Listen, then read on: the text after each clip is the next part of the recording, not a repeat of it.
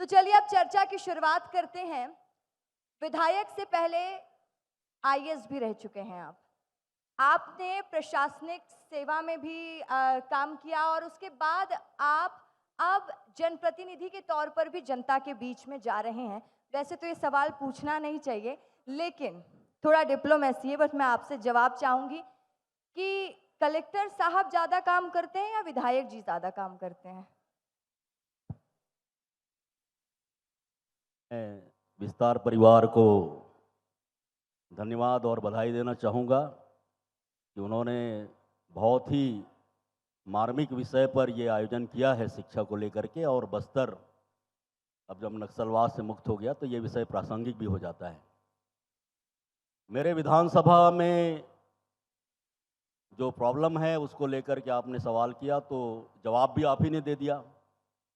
आपने तकलीफ भी देखा, जनता ने बहुत बहुत ज़्यादा तकलीफ झेला, पहले घाट को लेकर के और उसके बाद शहर जो हमारा केसकाल का लगभग 3.5 किलोमीटर का शहर और लगभग 8 किलोमीटर की घाटी, दोनों की हालात जो है बद से बदतर हो चुकी थी।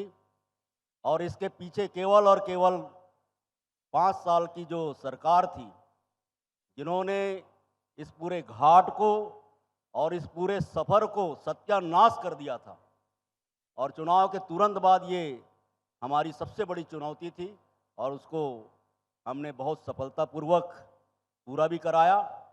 आपका जो दूसरा प्रश्न है, बड़ा ही टिपिकल प्रश्न है। नहीं, लेकिन जवाब तो देना पड़ेगा कि विधायक ज़्यादा कलेक्टर काम ज़्यादा करता काम है करते हैं कि कि विधायक? कलेक्टर ज़्यादा काम करता है?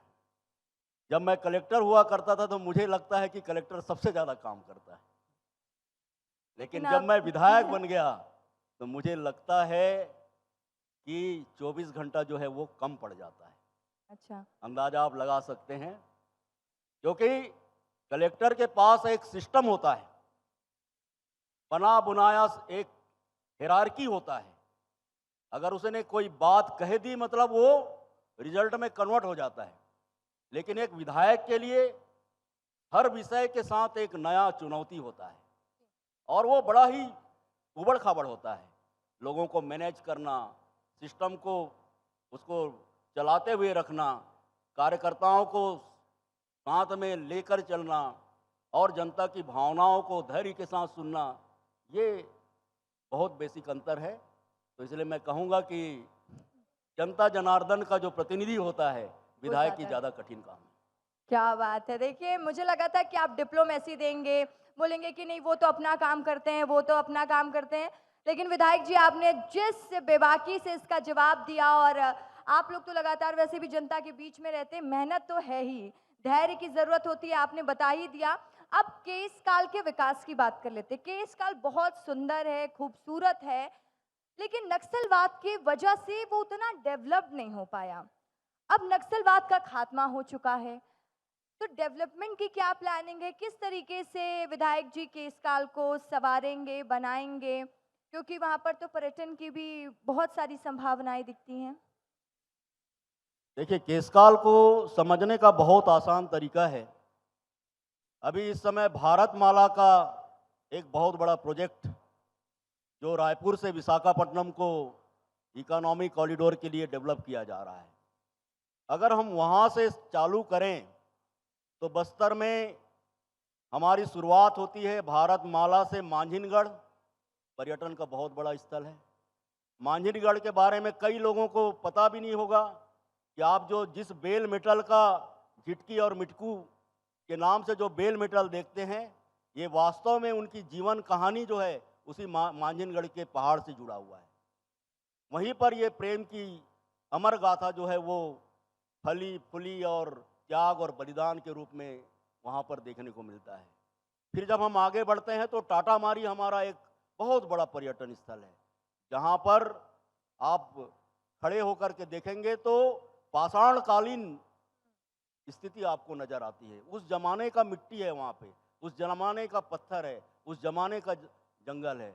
उसके आगे आप जाते हैं तो कुएं मारी का अनेकों उसमें जलप्रपात बने हुए हैं। फिर आगे चले जाएंगे तो चर्रे मुर्रे का एक जबरदस्त झरना आता है। फिर आप देखेंगे कि 5वीं और 6ठी शताब्दी में, 8वीं शताब्दी में वहाँ पर भगवान शिव के कैसे मंदिर बने हुए थे। कितना आबाद रहा होगा 5वीं 6ठी शताब्दी में।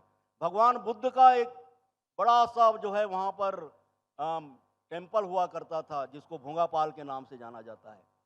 तो ऐतिहासिक जो बैकग्राउंड रहा है केशकाल विधानसभा का, वो बहुत ज़्यादा रोमांटिक रहा है, रोमांच से भरा रहा है और लोगों को केवल अब कनेक्ट करने की ज़रूरत है।